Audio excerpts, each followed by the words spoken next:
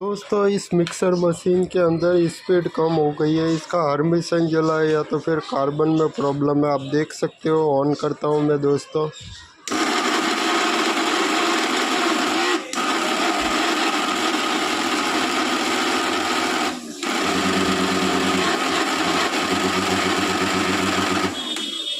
इसकी स्पीड भी कम हो चुकी है और आवाज़ भी कुछ अलग तरीके से आ रही है। तो इसको हम खोल कर रिपेयरिंग करेंगे।